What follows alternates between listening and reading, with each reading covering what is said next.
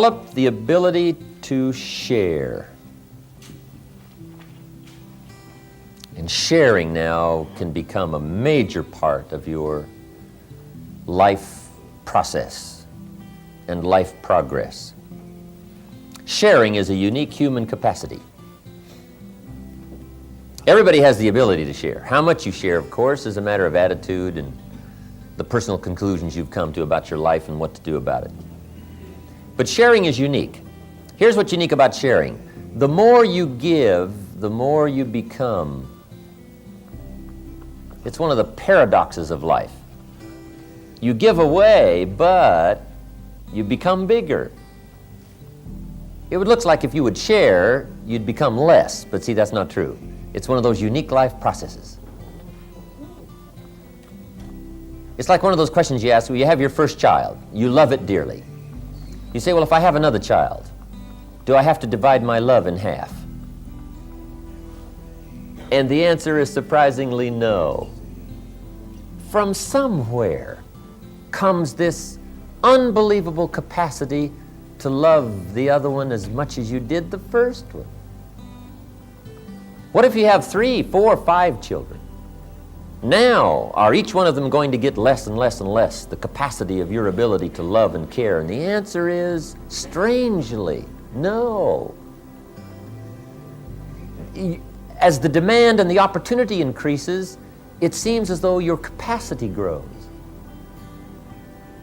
And what you give away seems to multiply. It's one of the mysteries and the uniqueness of life. So sharing makes you bigger. Now here's one of the reasons to share. Share on purpose so that you become bigger, not only for the effect that it will have on other people, but for the effect it will have on you.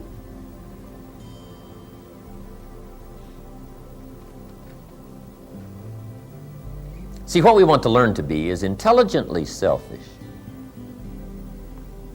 The golden rule is a way to be intelligently selfish. The golden rule says, if you want this big flow coming from lots of people, nothing wrong with that, but if you want this big flow coming from lots of people, here's what you must do. Here's the formula. Now that's sort of being intelligently selfish, isn't it? This big flow of awareness and love and profit and uniqueness coming from lots of people, that's a bit selfish, but it says, the golden rule says, here's how you get it. It says, what? First 3 words.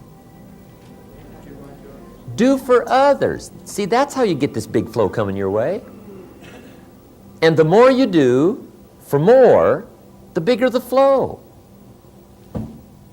That's called how to be intelligently selfish. The guy says, well, about the best I can do is take care of myself. Well, that's a poor man talking. Always will be poor. Poor in spirit and poor in money and poor every other way. If you just take care of yourself, you will be limited in every respect.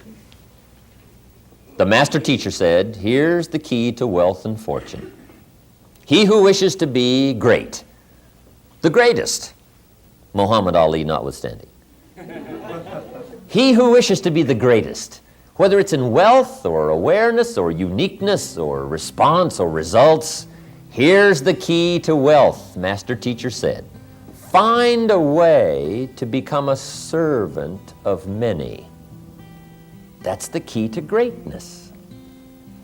Finding a way to become a servant of many.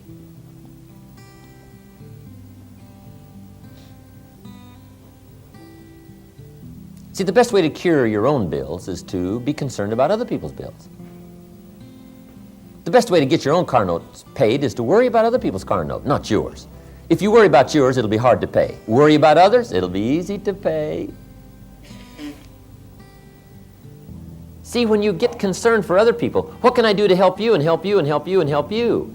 The more people I help, the more return I get, even if it's only a small percentage. People say, well, I'm grateful here. Thanks for helping me here. You just can't believe. One of my friends went to another one of our mutual wealthy friends and said, I've got a project. William, his name was William, said, William, If I put this project together and it creates $4 million for you, will you give me one? If I put this together and it creates for you $4 million, will you give me one? Guess what he said? Yes. If you put this together and it creates for me 4 million, I'll be happy to give you one. I'll be satisfied with 3. See, that's part of the unique life process. If you help other people, guess what they will do? Share back with you. It's one of those inevitables. Now, once in a while, somebody's mean and greedy and upsets this process, but there's not enough of them to make a difference. Incredible. One of my dear friends now, Wayne Barnes. Wayne is 32 years old. I guess he's about 33 years old now. He's a multi-millionaire. He lives in Phoenix. He's a builder, commercial builder. Has this beautiful home on the side of Camelback Mountain. Cost $1.3 million. Wayne Barnes attended my seminar 13 years ago in Albuquerque, New Mexico. He was just a young kid, 20 years old, had just gotten married. He and Rosie come to the seminar. Wayne gets all excited, takes all these notes, and he comes up to me after the seminar and says, Mr. Rohn, my name is Wayne Barnes. He said, I'll tell you what, he said, I'm excited about all this. He said, I've never heard about this before. He said, I'm going to start setting my goals, changing my life, get my library started. I said, Wayne, nice to meet you. I hope you will. He said, I will. He said, by the way, where's your next seminar? I said, Denver. He said, I'll see you in Denver. Follows me to Denver, to the next seminar.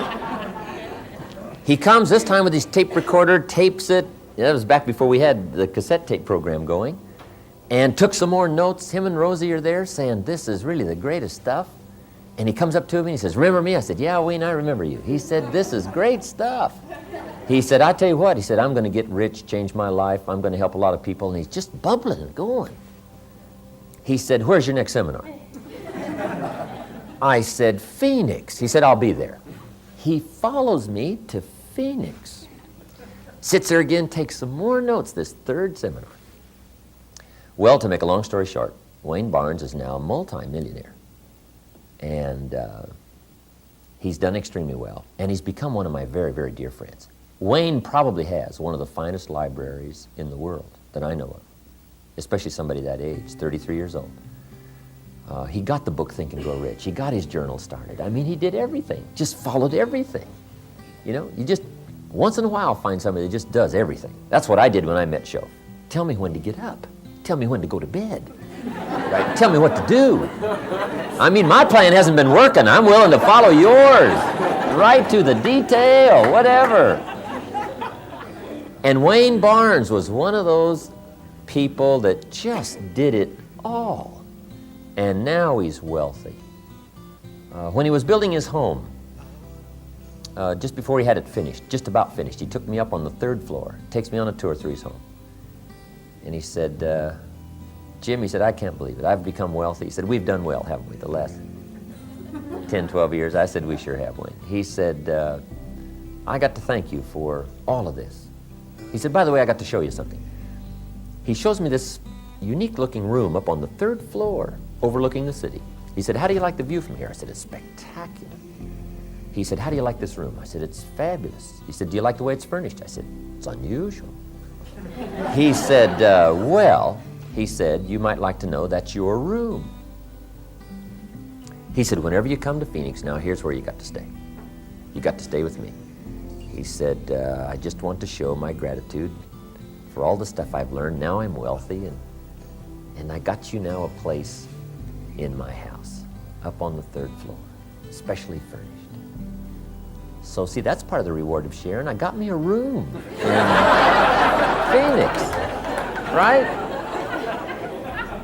I'm telling you, if you'll share, you'll get you a room. And that's not the end of the story. In fact, I just got a card. I wonder if I put it in here somewhere. I just got a card from Wayne Barnes. Says, Dear Jim, I called you when I was in town in late April. We just sailed from Jamaica to the Bahamas. And next is Nassau. Will you join us soon? Wayne calls me a few months ago to come down to the Balboa Bay Club. And when I get down there, he said, I got to show you something. I said, Wayne, what have you got now? He said, you got to see my ship. Unbelievable. He walks me out on this 73-foot sailing schooner. And this is the picture of it right here, called Windhaven. It's a famous 73-foot ketch, neat ship. And he said, I've got me a sailing ship. I said, what are you going to do with this thing, right? There's not much water around Phoenix, right? No, he said, Rosie and I have got the bug about sailing. And he said, we've got us a captain. We've hired us a captain. I said, incredible. So he finds his captain and introduces him to me. Oars was his name, which I thought was a good name for a captain. Oars. I said, Wayne, what are you going to do? He said, look, Rosie and I and the 2 kids, we're going to take off a couple of years and we're going to sail around the world. He said, you talk to me about lifestyle. And said, this is just part of our lifestyle. And he said, I want you to join us. Do a little sailing with us in the next couple of years. So I promised him I would. So he shows me the ship. And as we go through, he shows me all the furnishings and everything, right? And then he shows me this room. Says, how do you like this room? I said, it's fabulous. Do you like what's in it? I said, it's fabulous. He said, that's your room. So I got me a room on a ship. How lucky can you get? See, if you will share, no telling what will come back your way if you'll share. Be concerned about helping somebody else with their language and help them with their lifestyle and help them with their philosophical conclusions. Help them with learning better the taste of life and the uniqueness of life. Help them with their financial plan. Ask a few questions. Wayne Barnes is one of those people who shares. Wayne gives away the book Think and Grow Rich and As a Man Thinketh. Now that I've got mine, I'm sure he'll probably give mine away. But he buys them by the box. As a Man Thinketh and Think and Grow Rich. He buys them by the box. And every person he meets that he takes a liking to, he says, hey, I got a book for you. And he writes a little note in it and hands it to him. And now there must be thousands of these books circulating around that Wayne Barnes has given away. Part of his way of just sharing, part of his way of passing along something that he's come into possession with that he thought was valuable. But see, that's what can happen to you if you share. What all of us want to do in consciousness and awareness is become bigger. Okay. This cup will not hold a gallon. Why? It's too small. What if you poured a gallon all around this cup? See, it still will only hold this much because it's too small. Now, see, some people are so small in their thinking and their awareness, you could pour happiness all around them. They're not going to get any. They're too little in their thinking and their awareness and their acceptance. It doesn't matter how much happiness is available. They're not going to get very much. And you're not going to get very much happiness out of the next experience if you don't grow, if you don't expand. And one of the best ways to expand in your consciousness is by sharing. Touch somebody else's life. Touch somebody else's experience. Give somebody else some information. Right? Pass along a book or a recommendation or, share what you've got. And sure enough, your capacity grows and grows and grows. Now when joy is passed out, you get 3 times as much as you used to. And somebody wonders, how come you're happier now this year than you were last year? And it's simply because you're growing. Happiness is always available, but you can only have what you can hold. Prosperity is always available, but you can only keep what you can hold. So what you want to do is create this capacity, this awareness, this growth experience, so that when joy and happiness and prosperity and unique things are passed out, you get to hold more. Now you must also understand that you can also hold more sadness. But sadness is a life experience. You can hold more disappointment, but disappointment is a life experience. But see, now with the depth of awareness and understanding, you hold it and it becomes not bitter, but it becomes commodity. It becomes experience. It becomes valuable. So that when you talk to the next person that's going through some difficult times, you can reach them with your experience because you've been there. You've tasted it. So we all want to grow in our awareness and taste and capacity.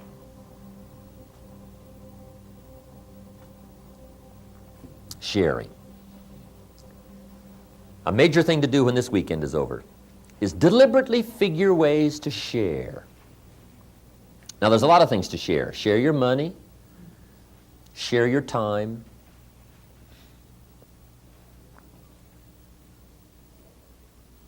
Share your knowledge. Share your feelings. Don't be afraid to share those.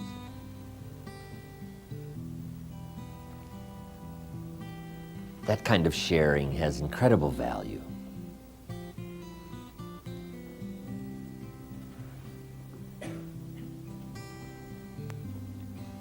And people who share with us, see what great value that is. My daughters and I are very close. Linda, especially, she calls me just constantly. She was going to take a trip. She said, Daddy, I wanted to call you in case I didn't get to call the next 2 or 3 days. Just to tell you that you happen to be talking to your greatest fan. She says, have you gotten any applause lately? I said, well, I don't know. She says, well, here's some applause. And on the telephone, she's going like this. She said, just remember that when you take your next trip. You have somebody who cares. And remember the applause. And I love you dearly. Just the words and the actions and the sharing and the capacity. See, that's what fills your cup. That's what gives you this incredible uniqueness of living, knowing what it's like to be human in all respects. People who share. Incredible. Then one of the most important things to share is your philosophy.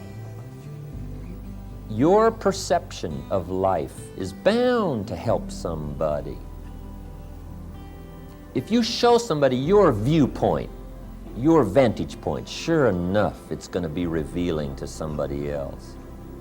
You say, here's what I've been thinking about life and about activity and about money and about commerce and about lifestyle. Here's what I'm thinking. If you will share that with somebody, sure enough, somebody's going to come back and say, remember that breakfast we had, the lunch we had, or when we got together that day 3 or 4 months ago, and you talked about those things? I've never forgotten that. In fact, I've started to make changes in my life already. You can't believe the feedback you'll get. Because see, part of the return is not just a room or some money or some percentages.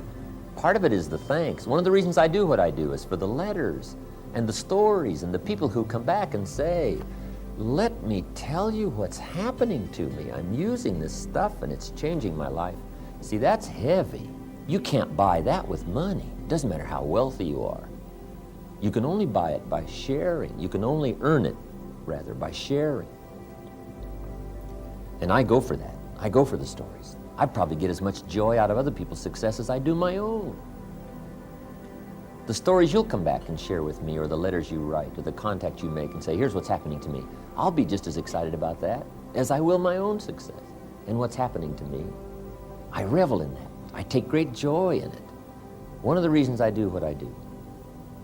For that kind of experience of people who say, what you said made a difference for me. See, that's awesome. And guess how many of us can share our ideas? Everybody. You don't have to have a class of 200. You don't have to have a seminar of 1,000. Start with one. That's the way I started, awkwardly with one. Let me tell you when I gave my first goal seminar. When I was 25 years old, I met Mr. Schoaf. One morning at breakfast, he asked me, let me see your current list of goals. Remember that story in the evening seminar? So he gave me this little formula on goals. Work on your goals, write them down, right?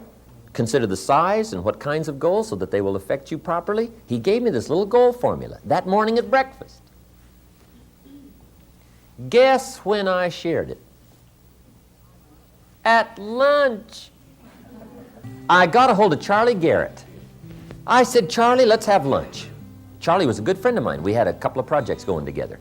I said, Charlie, I've met this man. Let me tell you what's happening to me. He gave me this little formula for setting goals. I've never heard it before. I'm going to change my whole life. I get together with Charlie, and I show him all this. I said, Charlie, write this down, write this down, write this down. Let me show you what the man showed me. I said, I'm going to use it to change my life. And why don't we do it together? Let's do it together. You've been a clod just like me, right?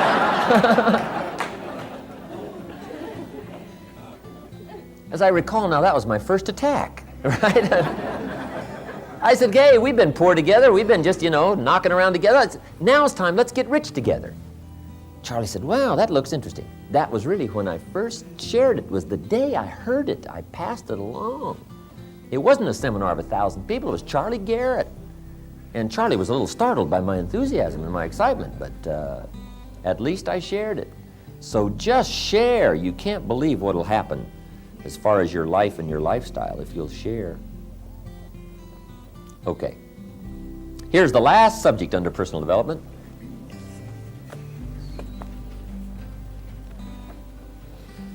But it's one of the most important. It's called lifestyle.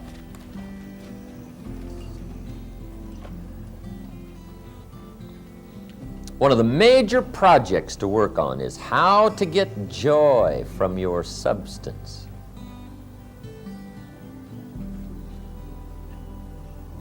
Lifestyle is figuring out ways to be unique. And see, uniqueness is that great challenge of taking what you've got and getting pleasure, joy from it. Getting experience from it. See, some people have money, but they don't even know how to spend it.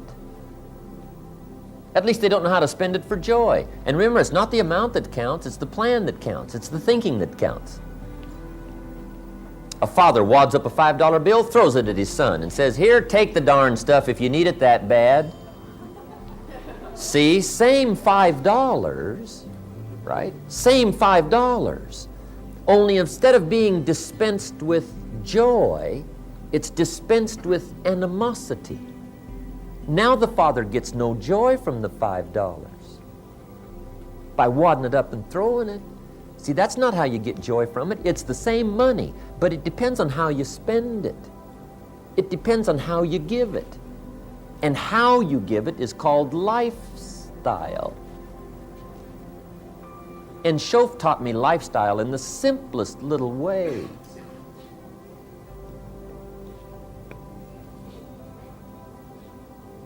Shof taught me how to be a two-quarter person. So I didn't understand what that meant. He said, well, let's say you're getting your shoes shined, and the shoe shining boy's done a great job. And he's whistled and talked and kept you entertained, and you look down, you got one of the world's great shines. So you reach in your pocket and you pay him. Now, after you've paid him, you reach in your pocket and get a handful of change. And the thought occurs to you, shall I give him 1/4 or 2/4 for a tip for my fabulous shine? Shof said, here's lifestyle. If two amounts pop in your mind for giving, like 1/4 or 2/4, Shof said, always go for the higher amount. He said, become a 2/4 person. I said, well, what difference would that make? He said, all the difference in the world, being a 1/4 person versus a 2/4 person. Now, you got 1/4 or 2/4, so it's not the amount that's going to be the problem. The problem is how you spend it. See, that was unique. He said, if you're thinking 2/4, look at my shine, I better go for 2/4. And they say, well, no, I'll just give him 1. He said, that will affect you the rest of the day. It'll bother you. Sure enough, right in the middle of the day, you'll look down, see your shine, and say, I got to be cheap. 1 lousy quarter. He said, it'll affect you. But he said, if you go for the 2/4, he said, that'll affect you the rest of the day. You'll be happier. Shof said, you cannot believe the good feelings you can buy for just a quarter. See, I didn't understand that. Then I learned it's not the amount, it's the thought, it's the idea. Become a two-quarter person. Shoaff taught me what the word tip meant. So I didn't understand. I'm from farm country, Idaho. What do I know about tip, right? He says, do you know what tip means? T-I-P. Comes from a phrase. What is it? To ensure promptness. Shoaff said tip means to ensure promptness. Now, he said, if that's true, if tip is to ensure promptness, when should you give it? Up front. See, I didn't know that. He said, sophisticated people always ensure good service. They don't take a chance. I thought, wow, what a way to live. I always thought, well, you waited till the meal was over, see whether or not you got good service, and then tip. He said, no, no, no, not sophisticated people. You don't wait and see. You ensure. Wow. Makes all the difference in the world, right? You're taking a couple of people to lunch, right? And you calculate, let's see, the tip will be about so much, right? You call Mary over and say, Mary, right? Arm around the shoulder. Mary, here's $10. Would you take good care of me and my friends? You won't believe the service. They do what's known as hover. I mean, they hover right around your table.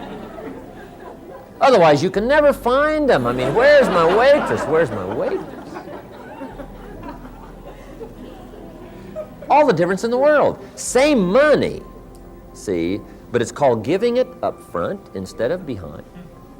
Now, it doesn't mean you can do it every time, but it means you just think of ways to be unique. Think of ways, right? It works wonders. I took a neat lady, this has been a couple of years ago. We went to the Beverly Hilton Hotel to the Trader Vic's restaurant, close by where I used to live. And we're all excited about going to Trader Vic's, Beverly Hills, nice place to entertain. And when we get there, we drive up in front of Trader Vic's, and two attendants come out. One opens one door, one opens the other door. And they let out my lady friend. The other gentleman lets me out, says, Mr. Rohn, nice to have you here. And my lady's already impressed. He said, have a good meal. I said, we certainly will. So we leave, right, go into the restaurant, have this fabulous meal. When we come out of Trader Vic's, as we walk out the door, there is my car sitting right there. Both doors are open, and the motor is running.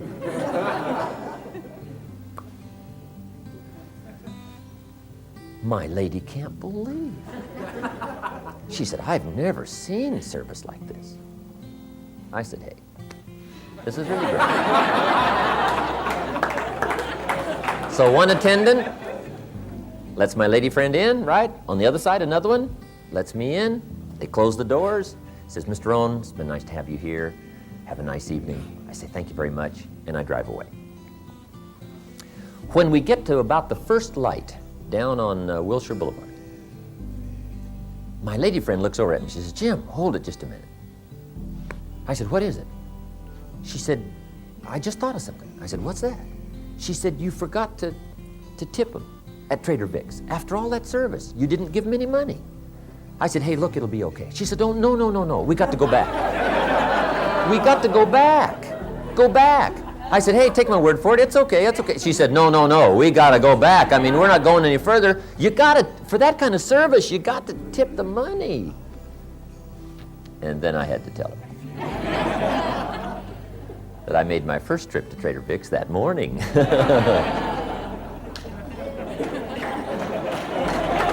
Incredible.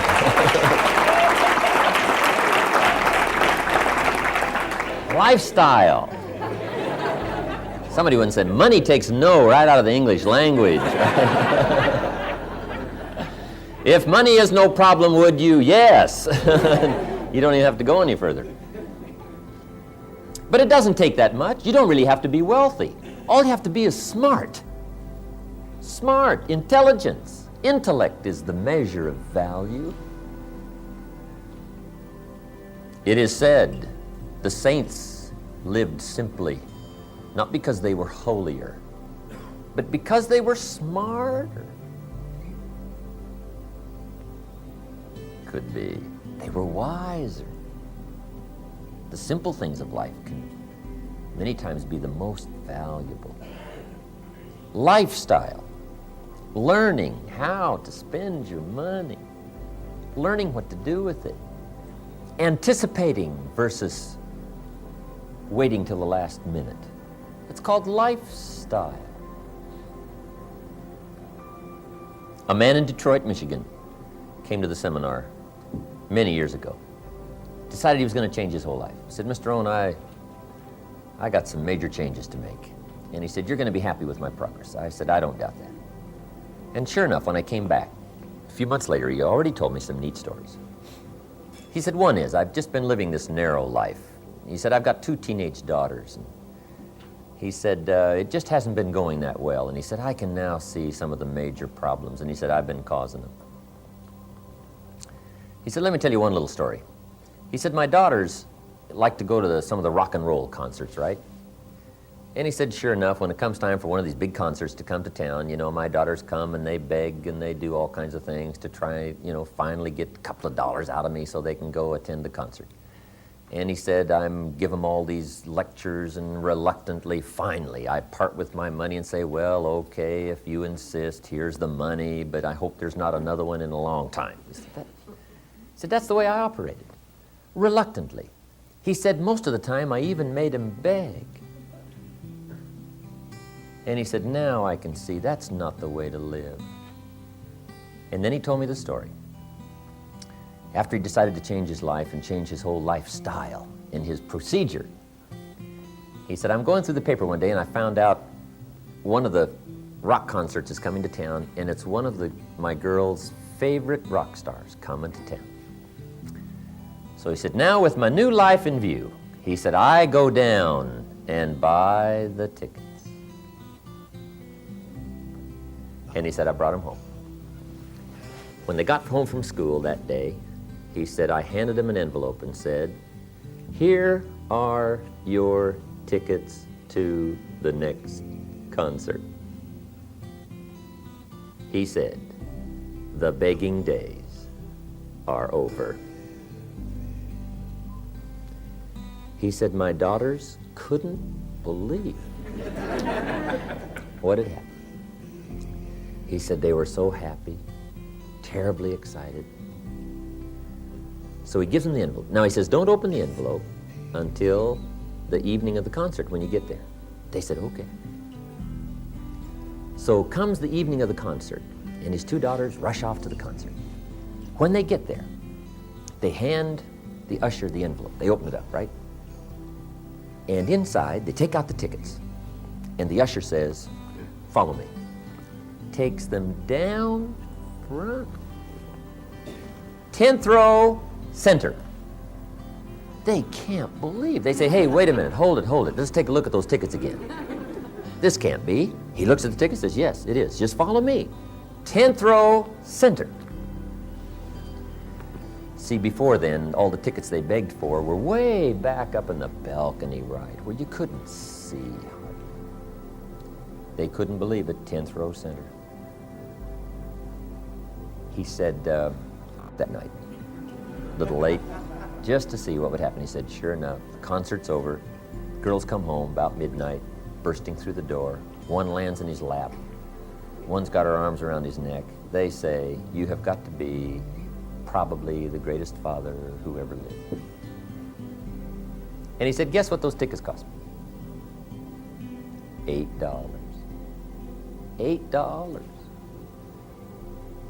You can't believe how for such small amounts you can change your whole life by changing your attitude, your procedure, your lifestyle, anticipating versus being reluctant, figuring out ways to do it with joy instead of animosity.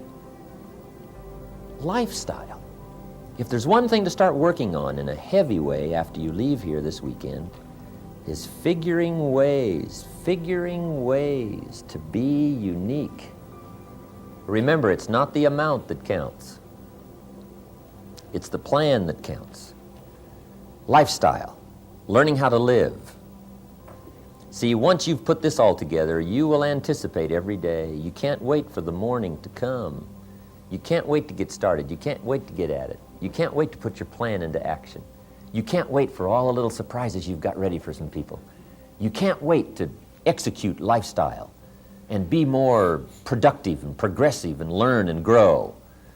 And of all of the things we've covered here in these 2 days, this is one of the things that can affect your life so much that now it will be an investment in your progress. It'll be an investment in your language.